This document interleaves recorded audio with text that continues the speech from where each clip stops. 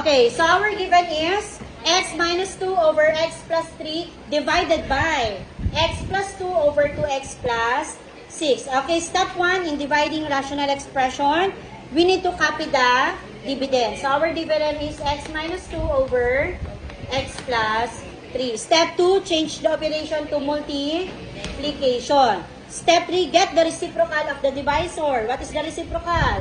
2x plus 6 over x. Then after that, proceed to multiplication. Okay, first, factor the given polynomial if necessary. Based on the given, sino kaya ang pwede nating i-factor? Observe the given. Do you think we can factor x minus 2? No. How about x plus 3? No. So just bring down. Because x plus 3 and x minus 2 are both prime polynomials to. Okay. So 2x plus 6. Ito yung pwede nating i-factor. Why? Because the given is a binomial and we have a common factor. So 2 and 6. So what is the common factor of 2 and 6? Very good, 2.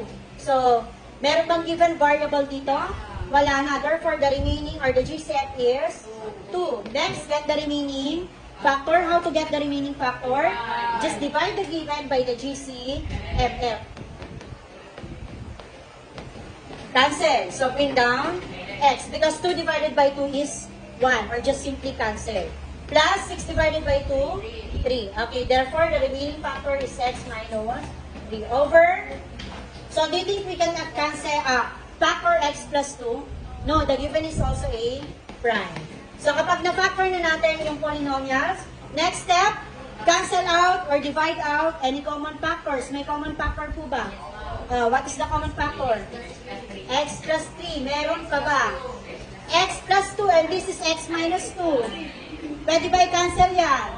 Parehas ng variable, parehas ng constant, but magkaiba ng operation. Therefore, we cannot cancel the given. Meron pa ba?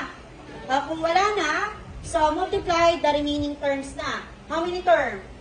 1, and this is 2. So, sino mauna? Monomial, binomial? Okay, very good. The answer is 2 multiplied by x minus 2 over x plus 2. Pwede ko ba i-cancel si 2 at 2? No, because this is monomial and this is bi. Okay, therefore, this is the final answer.